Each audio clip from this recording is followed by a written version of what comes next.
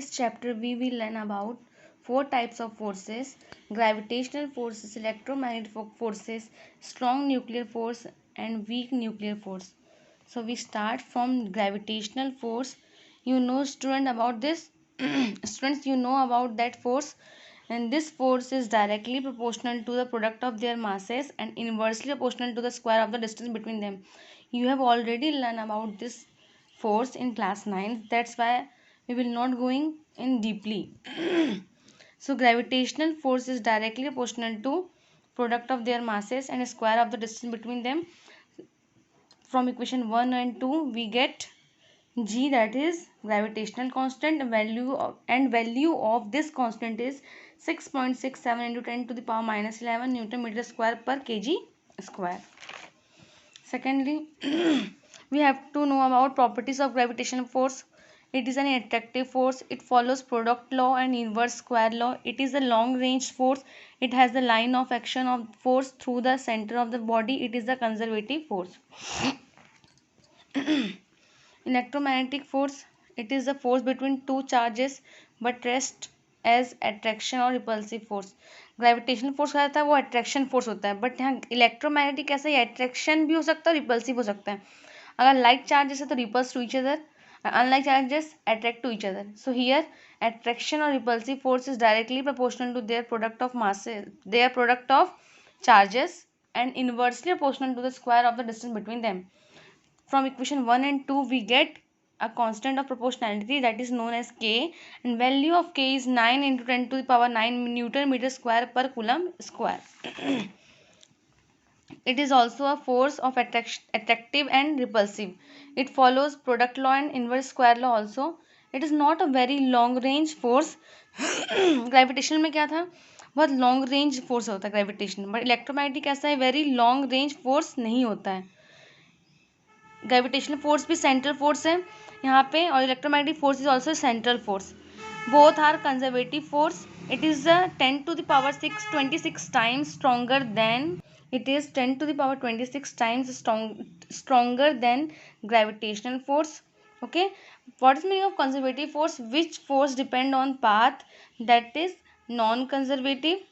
Which depend on path, that is called conservative force. Okay. And strong nuclear force, it is the attractive force between the pair of nucleons, that is between the pairs of protons and neutrons. Neutrons and neutron and proton neutron. It provides stability to the nuclei instead of repulsive force as electromagnetic force between the pair of proton. इसके पहले electromagnetic force पढ़े हैं, ये क्या था, तो charge के बीच में था, बट यहाँ पे क्या है, ये एक न्यूक्लियस के अंदर की बात कर रहे हैं. ठीक है, चार्ज मतलब इलेक्ट्रॉन प्रोटॉन, या इलेक्ट्रॉन इलेक्ट्रॉन, वो तो शेल में इलेक्ट्रॉन पाए जाते हैं, लेकिन प्रोटॉन क्या है, न्यूक्लियस के अंदर. ठीक है, ये न्यूक्लियस के अंदर है, that's why it is called strong nuclear force. Okay student, so here proton is positive and neutron is neutral. It means zero charges. So electromagnetic force of repulsion and nucleus force, nuclear force, nuclear force. जब proton proton के बीच में होगा तो electromagnetic force आएगा, but it is a repulsion force.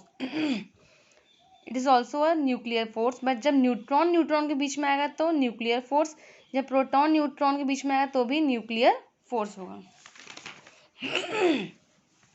Properties of strong nuclear force, it is the strongest force and 10 to the power 2 times stronger than the electromagnetic force. क्या बोल रहा है आपको, ये स्ट्रॉन्गेस्ट फोर्स है, ये 10 to the power 2 times stronger होता है इलेक्ट्रोमैग्नेटिक फोर्स से. It does not follow product law and reverse square law. It is very short range force and the operative range is taken in Fermi. 1 Fermi is equal to 10 to the power minus 15 meter. It is non-central, central में नहीं लगता, and it is non-conservative force. It is independent of charge. When the distance between nucleons becomes less than 0.86 Fermi, then it becomes repulsive force. And fourth, weak nuclear force. It is a force which act between an electron and an uncharged particle neutrino during the beta decay from a radioactive element. मतलब ये जो है सिर्फ radio active element के बीच में ही जो force लगता है बहुत वीक होते हैं. एंड जब क्वेश्चन पूछ जाएगा which is the most weakest force of the universe, तो आप लिखेंगे gravitational force. Okay, after that in this chapter we will discuss also on laws of conservation of energy. Okay, conservation of charge, conservation of moment आप सब पढ़ चुके हैं. ठीक है, ज़्यादा टाइम वेस्ट नहीं करेंगे, डायरेक्टली हम सेकंड चैप्टर स्टार्ट करेंगे. इस चैप्टर में कुछ भी नहीं है. जेई, नीट, एम्स, किसी भी एग्जाम में चैप्टर 1 फिजिकल वर्ल्ड से कोई क्वेश्चन नहीं आते हैं. ओके स्टूडेंट्स, चैप्टर 1 ये भी बोलता है कि हमारा फिजिक्स 2 पार्ट में डिवाइड है. एक पहला unification, this is reduction. Unification क्या होता है?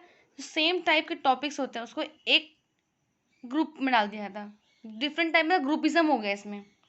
Example, laws of conservation of energy पढ़े, उसके अंदर कितने लेंस लॉ आता है, इलेक्ट्रोमैग्नेटिक वेव्स आते हैं, जितने भी आते हैं उसको एक टॉपिक के अंदर डाल दिया गया है. रिडक्शन क्या होता है? या बड़े से एक न्यूमेरिकल को रिड्यूस करके आप पढ़ते हो, दैट इज कॉल्ड रिडक्शन. अब ठीक है, अब टॉपिक ये हमारे पास आता है, हम यूनिट 2 में, यूनिट 2 हमारा मेन टॉपिक है, वहाँ से स्टार्ट होता है यूनिट्स एंड मेजरमेंट. तो आपका बेसिक फिजिक्स था फर्स्ट चैप्टर. नेक्स्ट वीडियो में और नेक्स्ट क्लास में मैं आपको चैप्टर 2 स्टार्ट करूँगी, units and measurements. Okay students, thank you.